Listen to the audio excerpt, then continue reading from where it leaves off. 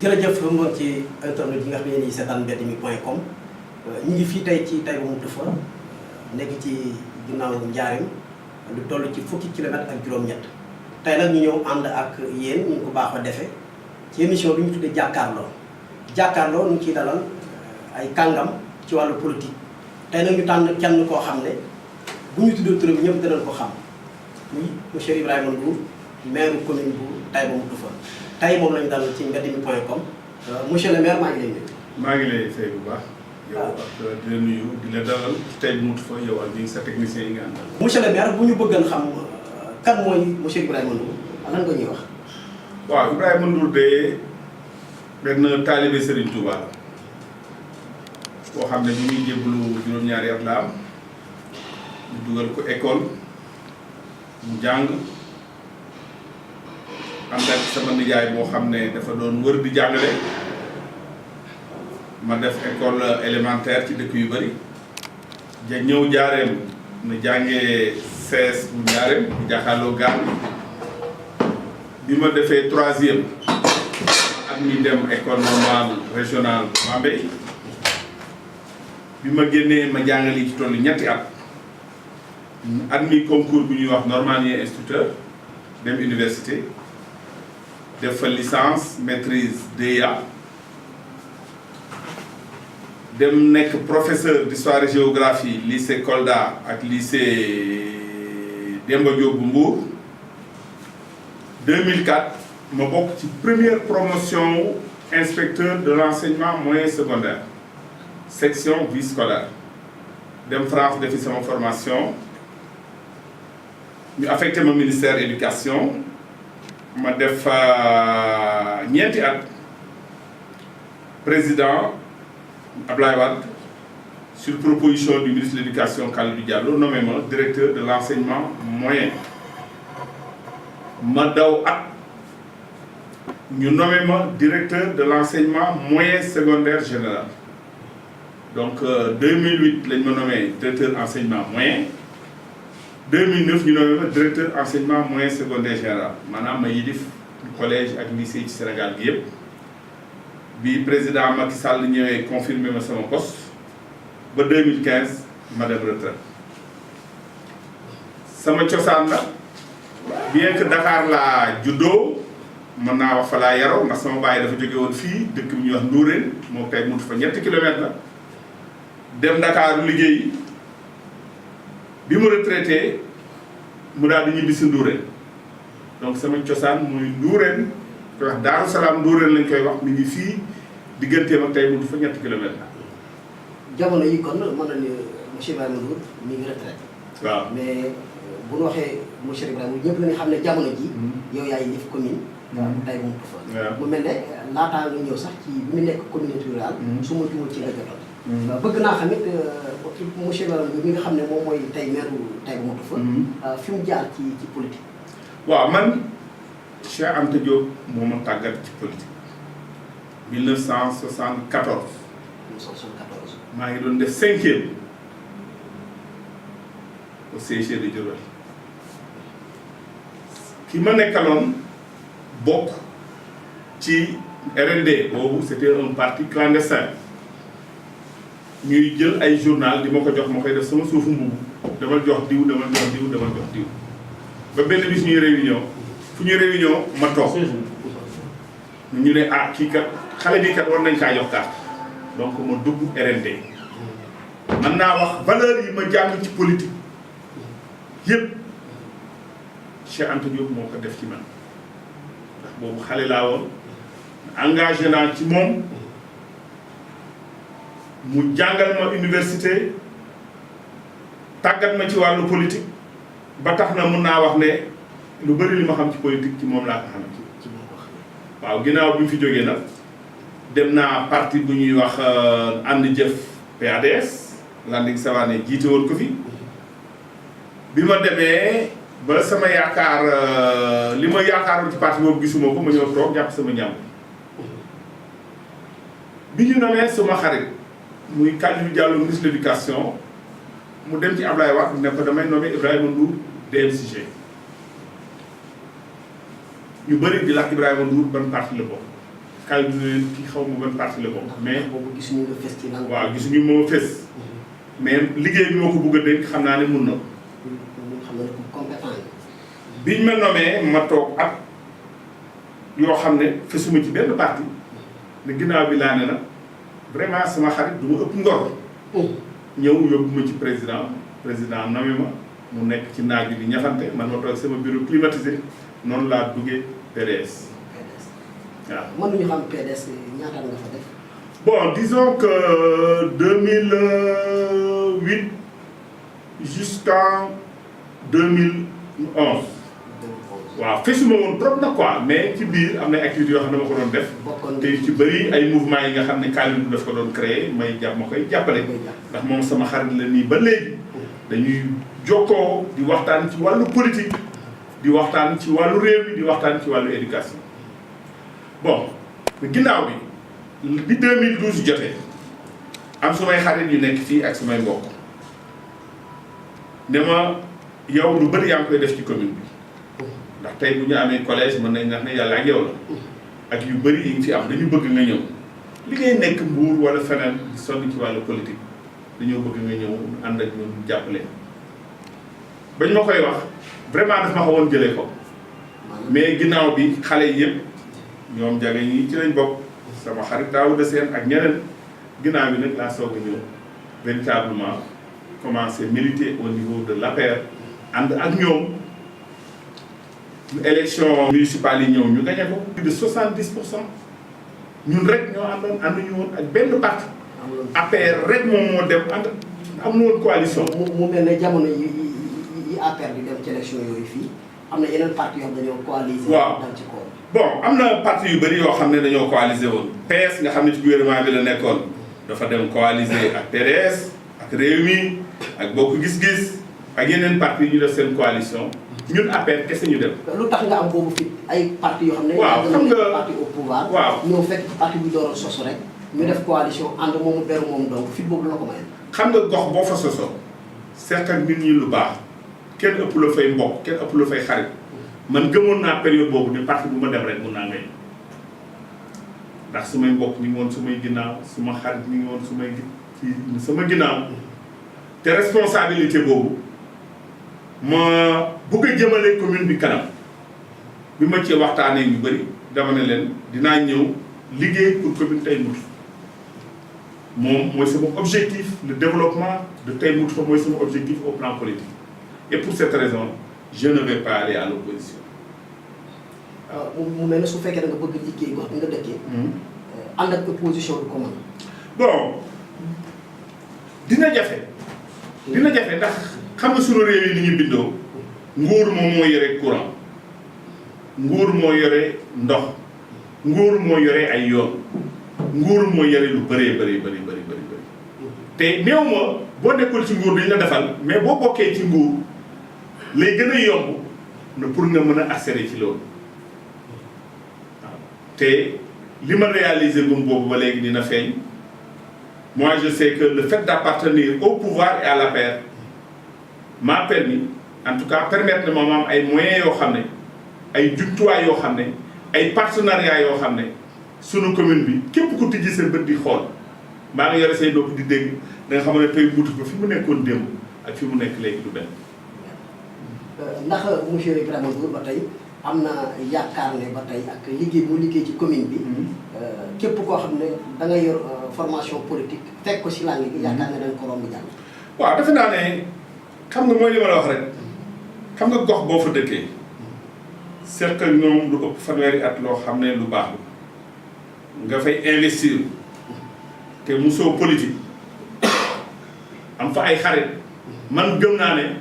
fu waay mën a jógee ak parti bu mu mën di bokk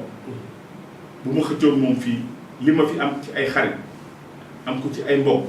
am ko ci ay àndandoo fii APR Tay Mbour fa yàlla nag mooy dogal. mais ci sunu gis-gis yaakaar nañ ne li amoon 2012 parti yëpp coalisé wu contre ñun buñ ko defaatee tamit dañ leen di gagné ndax ñun ñoo ko liggéey ñoo ko ji nit ñi waaw. bi ngay xëccoo maire bi. ndax bëri woon na kàngam yoo xam ne doon na àndal ngaa ñoom ci langue politique maanaam. waaw bi ma ñëwee vraiment dama fekk ay gor quoi xam nga commune tey Moutou fa li mu bindoo dama fi fekk ay gor yoo xam ne sax ñoo ma jiitu ci APR tey sama adjoint ci APR ñu koy wax Daouda Sène ci la bokk moom moo ma jiitu ci APR bi ma ñëwee fi laa ko fekk mais damaa ñëw ñu waxtaan mu nangoo topp sama ginnaaw ñu ànd dem gañ xale yu bëri yi nga xam ne dama leen fekkoon fii ñu nekk APR tamit bi ma ñëwee dañ ne ma grand jiitul ñu ànd topp sa ginnaaw gañ te noonu ñu ko waxee woon xale yooyu ba léegi tey jii lañ gën a déterminé tey jii lañ gën a taxaw pour que incha allah bu ñu defee sunu bilan nga xam nga bu ñu lay soog a fal da ngay wax rek li ngay mébét mais li nga xam ne moom lañ jëf fii ci commune bi jëf ko ci nit ñi jëf ko ci wàllu développement bilan boobu man gëm naa ne buñ ci wéeroo amul kenn ku ñu mën a fekk fii kay. mu mel ne monsieur le maire am na ñu ko jàppale ay xaritam ak ñi nga xam ne ñoo bokk nekk ci biir APR. waaye teewul am na ci lenn ci ay ndaw yoo xam ne xëy na ñu ngi ci yeneen formation politique. te dafa mel ne ñu ngi ci tànk monsieur le maire. waaw ndax yaa ngi bàyyi xel. waaw nga xam nga politique moo mel noonu ñëpp gëmuñu yàlla ñëpp gëmuñu yonent bi sallallahu taala alayhi wa sallam donc boo nee damay politique te ñëpp dañuy ànd ak man ngay juum Cheikh Anta Diop daf ñu daan wax ne boo dee politique na nga fexe. ba bis booy dem ñu lay tàcc ñii di la yuuxoo na nga fexe ba bu la ñett dee yuuxu na nga am fukk wala fukk ak nangam yu lay tàcc waaye damay wax rek ñëpp mën la ñuy tàcc kenn du ma yuuxoo yàlla amul loolu yonent bi amul loolu benn politicien du am loolu. ensuite ci démocratie lañ nekk defe naa lii dundal démocratie sax baax na ñu am opposition man gëm naa ne opposition luy dundal démocratie. ndax lu parti au pouvoir ñi bokk parti au pouvoir lu ñu am kersa wax ko mbaa ñu ragal wax ko ñi nekk opposition dinañ ko wax loolu mooy jëm kanam ndax réew di tàccu rek vive le président vive Macky Sall lu Macky Sall def baax na balaa Macky Sall wax sax nga ne Macky Sall lu mu wax moo am dëgg loolu yorewul réew day am ay opposants objectif na ñoo xam ne gënuñu leen bëgg réew mi dañuy gis di critiquer di wax ñuy déglu ci loolu ñuy wax xool li ci yenn maanaa ñu doxal fii ci commune bi tamit am naa fi ay nit yoo xam ne bokkuñu APR même si je sais que à plus de 80% fii nit ñi APR yi am naa fi ñoo xam ne bokkuñu APR mais boo ñëwee conseil municipal doo ko xam exemple bi ma lay jox mooy depuis 2014 tous les budgets yi ma voté fii conseil yëpp ñoo ko voté à l'unanimité ñi nekk APR ñi nekk opposition ñi nekk PDS ñi nekk feneen ñoom ñoo ànd daal di ko voté loolu mooy wane ne nit ñi war nga déglu sa opposant ah bu ñu amee idée yu baax yoo xam ne dina tax nga jëm kanam nga déglu leen loolu la ñuy doxal ci conseil bi ba tax na malgré l'opposition de qui est là tous nos budgets je dis bien ici fii ci tey Moutou fa tous les conseillers ñoo ko ànd ak man ñoom ñoo ko voté à l'unanimité amul benn conseiller bu contre. monsieur le maire pourtant opposition lañ bokk. monsieur le maire ndax commune bu mel ne ko tey Moutou fa nekk fi liggéey ndax dina yomb commune boo xam ne xëy na su ma juumul xam nga fooy jël recette yi yaakaar naa bëriwul lool. am monsieur le maire day dem di jéggaani xaalis xëy na ci ay daf moo di ko néewal. waaw xam nga sunu communes yi nga xam ne c'est d'anciennes communes rurales lañ dañu am ay jafe-jafe yu bëri ndax bu fekkee da ngay xalaat di analyser li may wax toujours suma xarit nee naa leen toutes les communes du département communes yi nga xam ne département Ndiarème rekk lañ bokk boo analyser bu baax au plan géographique au plan économique au plan religieux c'est des banlieues de Touba. Touba c'est le centre marché yu mag yi Touba lañ nekk boutique yu mag yi Touba lañ nekk transporteurs yu mag yi Touba lañ nekk ba tax na sunu communes yi nga xam ne ñoo wër Touba pour nga def fi marché hebdomadaire bu dox sax ndax nit ñi dañuy préférer dem Touba jënd mais loolu day loo xam ne comme dañ ko fee fekk ndax loo gis rek li ñuy wax daf ci am ay avantages ay inconvénients même bu fekkee am nay inconvénients au plan économique au plan social religieux am na yeneen avantages yoo xam ne yu baax ci population yi ndax mën naa wax ne fii commune yi wër département Diourbel ku mar waxuma la rek mar ndox mais ku mar ci wàllu sa diine wala beneen côté Touba ngay dem naa ne donc Touba c'est notre capitale à nous donc ba tax na bi ñuy soog a ñëw fekk ñu fi marché hebdomadaire on avait des boutiques mais li fi jóge fii ci ay horaire di dem Touba bis bu nekk moo lay wan ne nit ñi dem Touba nduggi foofu wala ñu dem Njaareem nduggi ndax Touba daf ñoo jege loolu yëpp dafa nekk ay handicap au plan économique léegi nag ni ñu koy saafara mooy li nga xam ne parce que gestion mooy kii loolu buñ lay wax pour nga gérer mooy li nga yore na mu toll noonu na nga ko jëfandikoo ci noo xam ne xel mun na koo nangu da nga ko mën a yaxanal da nga ko mën a jëfandikoo bu leer lay doon ñu li tubaab di wax transparence ba tax na bi ñuy ñëwee li ñu njëkk a liggéey ginnaaw bi ci xalaatee mooy fexe ba fii commune tey mut fa nekk li ñuy wax maison de verre waaw li ñuy am akas néew conseil nañ xam fu mu jóge conseil nañ xam fu muy dugg te fi muy dugg ci suñuy priorités yi dégagé lay nekk ndox éducation santé ak yeneen besoins yi nga xam ne nit ñi am nañ ko parce que commune bu amee loo xam ne à peu près ay budget 100 millions lay nekk dans l'année bon au moment où Touba a je ne sais pas combien de milliards. 3 milliards de poussière. 3 milliards de poussière nous sommes encore à 100 millions liñ 100 millions yooyu nañ ko jëfandikoo boo xam ne dina leer conseil dinañ ko ci def loo xam ne du nekk soxla ma Samba wala soxla ma Demba mais soxla askan wi lay doon dina nekk aussi jëfin boo xam ne saa bu ñu réunion yi conseil bu ñu décidé dara rek le conseil mais xam ne kat xaalis bi fi ñu koy dugal noonu foofu lañ njëkk a liggéey ba yeneen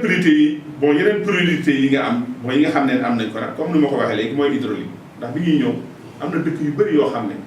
ndox amu foon ay teen la ñu daan rooti tey alhamdulilahi rabbil alamin mu mel ne sax bokk na ci commune bu Taïba su ma juumul toog na presque 1 an yoo xam ne nii amuñu ndox bu ñu naan. toog non pas commune Taïba ndax xam nga commune Taïba actuellement ñetti forage la ñu am. ñetti forage la ñu amoon. moom lañu am ba léegi bu Caali bu Yemal ak bu Taïba mutu fa. zone Taïba mutu fa ñoo manqué ndox pendant 1 an ndax forage dafa baax la. zone Taïba waaw te xam nga comme forage yi nu connecté wuñu forage bu paan rek sa morom du la mun a jox ndox d'ailleurs ci loolu la ñuy liggéey nii ak gars yi bëgg ñëw pour que bu ñu ñëwee ñu fexe parce que c'est pas normal ñu am ñetti forage te bu benn forage paanee rek ba ñeneen ñi du ñu am ndox am na war na mën a am un système d'interconnexion boo xam ne forage bu paan ñeneen ñi dinañ la mën a jox xeex boobu moom lañ njëkk a mënee ba alhamdulilah tous nos villages officiels suñu amoo yëpp fi mu ne nii boo foo dem da nga fa fekk robinet sàmm yi ñu ngi wëgg boo ñu ngi wëgg seen i jur nit ñi ñu ngi am l'eau courante douche yi boo demee da nga fa fekk ndox te xam nga ndox ak santé ni ñu lëkkalikoo dafa bari leneen li ma ciy dolli ci wàllu ndox ñun rek je pense que région Diourbel boo doon xool communes yi am 4 forages actuellement ni ma leen di waxee nii WAMI muy benn ONG arabe may nañu benn 4e forage boo xam ne mi ngi dëkk bu ñuy wax Barassane forage ba bënn na ba liggéey château d'eau bi dina commencé donc xaw ma lu muy nekk mais affaire ndox moom ci suñu ginnaaw la nekk léegi kañ fexe ba jeunes yi ak femmes yi mën a jot ci ndox mi pour mën a def ay activités de contre-saison loolu la ñuy xalaat loolu mooy nekkoon suñu priorité numéro 1 mbayum noor waaw donc ba tax na loolu mooy priorité numéro 1 beneen ñaareelu priorité bi mooy éducation suñu doom yi bu ñu mësaan admis entrée en 6e dañu daan dem ñu leen di dénkaane Njaaréem ci condition yu méttee métti. mu mel ne am na ñoo xam ne sax seen njàng ci condition yu métti yi di nekk foofu. ci lay yàqoo. da ngay gis xale yu mën a jàng mais fañ leen di dénkaane ak ñàkk a toppatoo bi moo tax seen njàng mi yàq rawatina xale yu jigéen mais tey boo demoon ci collège yi tey mutu fa classe boo dugg xale yu jigéen ñoo ëpp xale yu góor yi ndax yaayu xale yi ak waajuru xale yi léegi seen xel dal na ndax xam nañ ne seen doom dina jàngi fii école élémentaire jàngi fii collège ba am 16 ans ou plus nga xam ne xelam dina gën a ñor mu soog a dem lycée au niveau de Diourbel te yàlla mun na def incha allah fii ak quelques années bu ñu remplir conditions yi pour am lycée ñu am lycée nga xam ne xale bu jógee ci tey buntu fa bala ngaa dem Dakar wala feneen rek bon da ngaa am sa bac bu pare. yan pexe nag la monsieur le maire di def xam nañ ne léegi ñu jëm ci élection présidentielle. muy 2019. mu mel ne opposition bi ñu ngi wax. waaw. fu ne ñu ngi fay ŋaañ di wax. Macky Sall. nguuram ñu ànd ak ñu doxalee opposition bi ñu doxalee ñeneen ñi. yan pexe la maire bu tey boo xam ne dina ko liggéey ba fexe moom. waaw li concerné jeune bi moom mu fexe ba. waaw li nga moom mu fexe ba Macky Sall am fi. li nga ñëw ci màggal gi opportunité la en tant que militant APR moo wax li nga xam ne moom laa xalaat ci élection 2019 fii di ñëw ndax élection 2019 du élection parti bu parti moo koy gagné waaw bu coalition moo koy gagné nit ki mooy dem ci kanamu peuple sénégalais ñu xool ci li mu waxoon ci li mu jëfee ñu ko woteel rawatina nag bu fekkee da nga waxoon dige ba ñu fal la defe naa ne boo dee demaat di wutaat encore suffrage yi dootoo wax kay dinaa def nangam bala ngaa ne dinaa def nangam war nga ne def naa lii def naa lii def naa lii li ma gëm nag mooy Macky Sall am na bilan réalisation boo xam ne léegi rek am na benn mbokk sama benn mbokk séeréer moo ko doon wax nañu ne ñun de bi ñu nekkee tey bu fu ba léegi ni ñu gisee suñu bopp ci nguur gi mosuñu ko gis feneen am nañ école am nañ robinet am nañ ay machine wol am nañ ay solaire ci suñu dëkk yi donc ñun ni ñu gisee suñu bopp ci régime Macky Sall mosuñu ko gisee régime yi passé mais nag loolu rek taxul ñu gagné defe naa ne APR ci boppam war na xoolaat boppam ni muy doxe ndax neexul ba neexul boo ko xoolee fii boobu ci région Diourbel APR machine électorale la mais du parti politique xam nga kañ lay gëj a daje fii APR ba ñu gagné élection législative. muy APR yi nga xam ne ñoo nekk ci région de Diourbel. mu nekk ci région Diourbel donc dama ko yaatal sax dama koy yaatal sax yemul ci commune bi rek. ba ñu gagné la ñu APR Diourbel na gëj a toog nan lañ def ba gagné fan la sunu doole néewee fan la ñu war a gën a doolee liggéey ba léegi tey jii tooguñu pour wax je pense que bu ñu waree dem élection war nañu xoolaat jàngat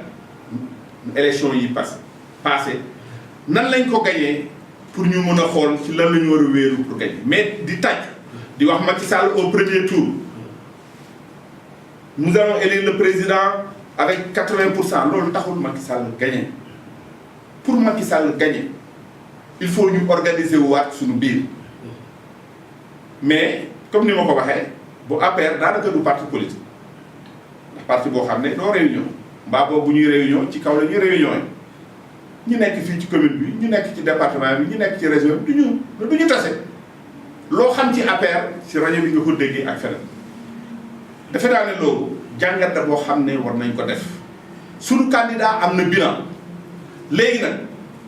nan la ñu war a mun a def parce que boo dee xool responsable APR yu bëri déggatoo leen pratiquement opposition bi moo yoree les médias di wax ñii ngi wax à gauche ñii ngi wax à droite et cetera ñu tëdd nag waaf gars yi di yàq xelu nit ñi ba ñu ne suba la élection nga bugg a ñëw man gëm naa ne ak moyen yoo mun di am pour nga gagner dina jafe. kon daal su ma déggee kon monsieur le maire ne jóg jot na. jóg jot na parce que liggéey dafa des. est-ce que yeexul. non nous sommes encore à quelques mois des élections je pense que 2019 la ñu war a dem à peu près ça doit faire 10-11 mois je pense que am na nu ñuy doxale ay stratégie yoo xam ne du ma ko wax fii mais buñ ko defee. xoolaat di jàngat suñu bopp. waaw parce que quand même bon je suis militant de l'APR am na yoo xam ne mën naa ko wax fii am na yoo xam ne biir APR laa koy wax mais jot na ñu toog xoolaat suñu bopp mais gagné nañ législative yi au plan national mais notre coalition n'a pas obtenu la majorité il faut le dire defe naa ne bu ñu bëggee tabax foofu la ñuy tàmbale xool fan la ñu nasaxe xool fan la ñu war a yokke suñu doole xool nan la ñuy def ba àndaan mais malheureusement muy responsable yi nekk Dakar muy responsable yi nekk Diourbel yéen teewe ngeen ko fii léegi tey màggal gu rëy moo am tey mutu fa ban responsable APR nga fi gis les jeunes là bu ñu fiy def bu ñu fiy organiser seeni manifestation doo gis kenn ñun ñooy dem di leen représenter mais ñi ci kaw dafa mel ni yëguñu lu ci suuf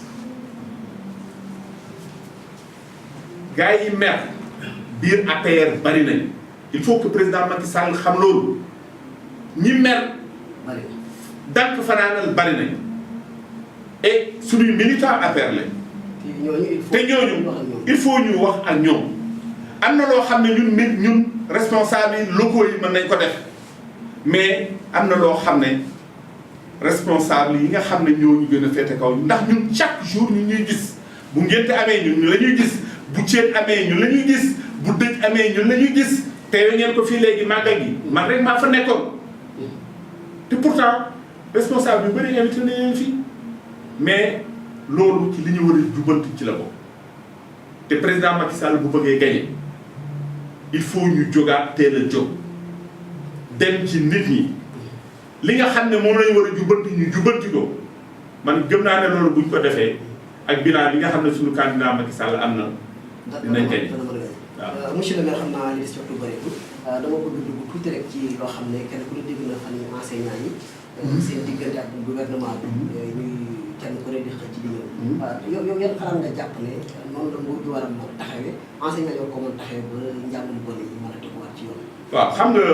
affaire éducation ci réew ñett ñoo ko seet mooy parents d'élèves yi ak li ñuy wax les acteurs mooy syndicats yi jàngalekat yi ak nguur gi kenn ku nekk da nga ci am responsabilité nguur mooy nga jox jàngalekat yi seen jumtuwaay yoo xam ne li ngi leen war loolu mat na ba ñu mën a def seen liggéey responsable acteur professeurs yi syndicats yi ñoom ñëpp parce que même les partenaires là ay acteurs lañu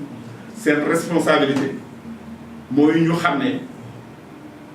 dañoo am responsabilité bu mag ndax xale yi ñu jàngal ni déwén ci seen loxo la ñuy teg réew yi gëm naa ne war nañ mën a revendiquer yoon la mais war nañ am fu ñu mën a yem beneen responsabilité parents yi dañoo am responsabilité si jàng ndax xale bi li muy nekk ci kër ga moo ëpp li muy nekk ci école bi wér-gu yaramam lekkam fa muy tëdd ak jafe-jafe bi parents bi ñoo ko war a toppatoo am na loo xam ne professeur mën na ko am na loo xam ne professeur boobu ni ma jàngate nag li nga xam ne moo xew lii mooy li ñuy wax rek xam nga bu fekkee da ngay ratt nag wi di joxe meew ba mujj meew mi bareetul nga mer rey nag dootoo am nag dootoo am meew il faut que jàngalekat xam ñu loolu xam nga le droit de grève limite c'est le droit à l'éducation des enfants jàngalekat yu bëri xam nañ ko d'ailleurs ndax dañuy grève seen école mais dañuy jàngale seen kër maa bu ngoonee ñu yóbbu ñu def ci privé bi li may bëgg a wax nguur gi nag et je le dis en toute responsabilité dañoo tàmm grève bu amee ba ñu ne année blanche day am ñu taf-tafal man xam naa syndicalistes yi nga xam ne ñoo nekk syndicat xam naa leen ñoom ñëpp booy yi parce que moi j'étais syndicaliste le 20 avril 1976 au relais bi ñuy créé SUDES maa ngi woon foofu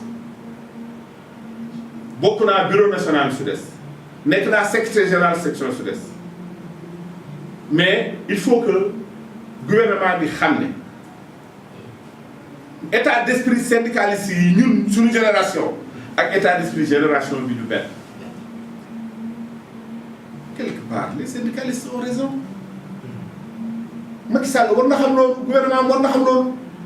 dafa am injustice de fond boo xam ne même bu ñu sauver année bi tamit jox leen seen 25000 ba mu dugg seen poste bu déwénee syndicaliste dinañ ñëwaat laaj donc defe naa ne dafa laaj ñu taxaw. loolu lu ko mën a defar nga xam ne. lu ko mën a defar mooy. régler ko une bonne fois. état bi jël ay responsabilités injustice yi nga xam ne moo nekk ci indemnité de logement indemnité de logement la néew ma nañ yemale koor yëpp parce que responsabilité magistrat ak responsabilité enseignant du benn féetewul kaw sa morom mais dañu dul benn commissaire de police mais am na droit indemnité de logement comme enseignant l'UNESCO moo wax ne 70% liggéeyu jàngalekat bi këram la koy def wax dëgg yàlla kooku kenn gënu koo yey ci indemnité de logement li may wax gouvernement bi mooy na jël fitam système d'indemnisation bi nga xam ne ci logement la jëm au niveau de la fonction publique na fexe ba mu nekk système boo xam ne c'est un système juste c'est un système équitable yow munoo def ñaari at université man ma def juróom-ñetti at nga am 100 000 indemnité de logement man ma am c'est pas juste defe naa ne gouvernement bi bu bëggee fii ak ay années crise mel noonu dootul am na régler problème indemnisation de logement parce que un logement c'est un logement c'est un logement maintenant à côté commissaire de police bi magistrat bi keneen ku mën di doon nga xam ne sa métier dafa am yeneen warugar yu la war gouvernement bi mun na créer foofu ay indemnité yoo xam ne enseignants yi ni ñu amee indemnité d'enseignement mais quand même le magistrat war na am moom itam indemnité liée à sa fonction le commissaire de police war na yor indemnité liée à sa fonction le médecin war na yor indemnité loolu kenn mënu ko fee jëlee ndax responsabilité bi ñu benn mais indemnité de logement moom bu gouvernement bi bëggee li ñuy wax solution durable il faut ñu xam ne li ñuy def nii du loolu mooy régler problème xaw ma kañ lay doon nag ndax léegi lay doon ndax déwén lay doon mais il faut système d'indemnisation bi nga xam ne moo am biir fonction publique gouvernement bi takk fitam woo ñi nga xam ne ñëpp ñooy amee indemnité ñu toog te li ñuy war a njëkk a corriger mooy indemnité de logement buñ ko corriger ba jox maintenant indemnité de logement ñu teg ko ci ay firnde yu leer kenn ku ne nag ak sa métier ñu créé les indemnité boo xam ne sa morom bu ko mën a passe loolu laa yaakaar ne gouvernement bi war na ko mun a def mais année blanche fi Sénégal toll ni catastrophe au plan individuel élève bu def année blanche c'est comme si da ngaa am une année boo xam ne ci sa àdduna dañ kaa effacé réew mi milliards yi mu def ci budget bu nee année blanche defe naa ne catastrophe nguur gi nag dégg naa mu ne année bon effectivement année blanche sax mënul am ndax waa privé bi ñu ngi jàng te ñooñu yoon may na leen pour ñu war a mën a def examen mais waxtaan yi na gën a xóot bu affaire bi dalee bu pënd bi dalee na gouvernement bi trouver solution par rapport au système d'indemnisation dans la fonction publique loolu mooy tax mu corriger injustice yi parce que les enseignants sont foncièrement contre l'injustice ay intellectuels lañ dañoo jàng diplôme yi gars yi am moom la ñu am ah li ñuy wax ni tant que réglé wuñ ko man gëm naa ne système éducatif tamit ci ay trouble rek lay def. jërëjëf monsieur le maire yow si wax yu bëri xam naa ne ponk bu mujj bi rek. muy li xew fan yii passé. te moo indi coow ci réew mi. muy procès Khalifa Sall bi ñu bëri wax ne procès politique. bon man du ma wax ne procès politique mais gëm naa ne et je parle à mon âme et conscience ndax bu fekkee da nga signé loo xam ne amul ne damay jënd dugub te jënduloo dugub ça c'est des faits objectifs mais malgré tout ça place Khalifa Sall du prison te gëm naa ne lim ñu mën a yàqal moo ëpp lim ñu mën a jëriñ. bon xam nga président boo demee ci réew président mooy nit ki gën a am doole ci réew mi dafa yore ay milliards yu bëri am ay services de renseignement jël ñu koy xelal ñu bëri donc man gëm naa ne le président bon le conseiller mënu ko dugal ci dara mais xam nga gouvernement day am position boo xam ne ministres yi ñoo koy waxtaanee ñoom ñëpp ñu ànd ci. man en tant que citoyen en tant que militant de l'APR en tant que maire Khalifa Sall place am du prison avec li ñu koy reproché yëpp du moom moo koy njëkkee am na ñeneen ñu ko doon def gars yi ne ni détourné wul xaalis bi lekkul xaalis bi faje ko ay soxlaam moi je pense que mënoon nañ ko defee neneen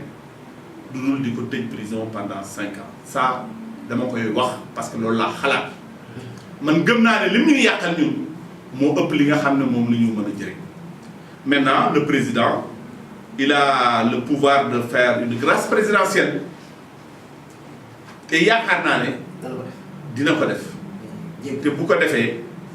je pense que parce que réew mi dafa bari ay foyers de tension enseignants yi médecins yi affaire Khalifa Sall donc chaque jour nga dégg te man gëm naa ne les foyers de tension là responsabilité gouvernement la pour toujours muy liggéey loo xam ne daf koy jéem a fay ndax am na ci opposition du ñëpp nag mais am na ci opposition yoo xam ne ci loolu rek la ñuy basé wu bu ñuy critiquer Macky Sall ci yooyu rek di xew la ñuy basé wu quoi donc lu gouvernement bi war na def lu mu mën di def parce que peuple bi doful bu gouvernement dafa ay effort pour fay foyer de tension yi peuple bi dina ko xam et je le répète encore je pense personnellement que la place de Khalifa Sall en tant que maire n'est pas en prison on pouvait traiter le cas de Khalifa Sall autrement mais gëm naa ne liñ ko def nii li mu yàqal APR mu ëpp li mu koy waaw kaddu yu mujj yi rek mooy di leen sant di leen gërëm ndax sunu màggal gi ngeen ñëw couvrir ko tey ba mutu fa dafa nekk commune bu bees ndax commune rurale lañ nekkoon ñu nekk ci processus tabax commune nag dafa yombul surtout commune boo xam ne bariwul ay ressources ndax tabax bi nga xam ne moo wér ci commune fii lay nekk ci bopp nit ñi xam liy xew ci commune nit ñi xam taxes yi leen di jox fu muy dugg nit ñi di teg seen bët ci li nga xam ne commune bi noonu lay utiliser seen xaalis conseil bi tamit ndax maire du dépenser xaalisu commune c'est le conseil qui décide qui vote le budget qui contrôle le maire ñuy fexe ba dugal xaalis bi foo xam ne da ci njariñu nit ñi lay nekk alhamdulilahi rabbil alamin defe naa ne fii nag ni ma ko waxee ci conseil bi rek liggéey tàmbali nañ liggéey bi nag sunu yéene yëpp matagul mais teg nañ ay jéego yoo xam ne nit ñi gis nañ ko te incha allah jéego yooyu ci kanam la jëm ndax ñun ñoo nekk jaamu population bi ñun conseil municipal ñun ñooy jaamu population bi di xam di saytu seen soxla di leen yëg di leen jege bu ñu xawlee ñu gis leen lu ñu mën ci jàppale leen ñu jàppale leen defe naa ne loolu moo xew fi tey mutu fa ba tax na tension politique yi ngay dégg feneen pratiquement doo ko dégg fii donc maa ngi leen di sant yéen ñëpp di leen gërëm wasalaam. jërëjëf mu nekkal émission jàkkaarloo ñu seqal ko ak monsieur le maire Ibrahima Ndour maire bu Taïba Moundoufa ñoom la waxtaan nag point yu bëri ñu waxtaan ko ci xam naa mbokk yi te ñu la jox daje ci seen beneen numéro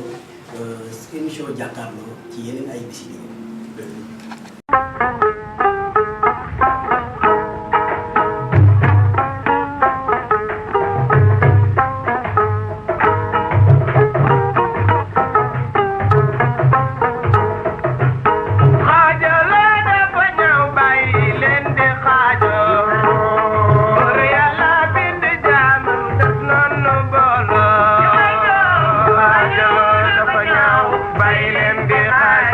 Ewa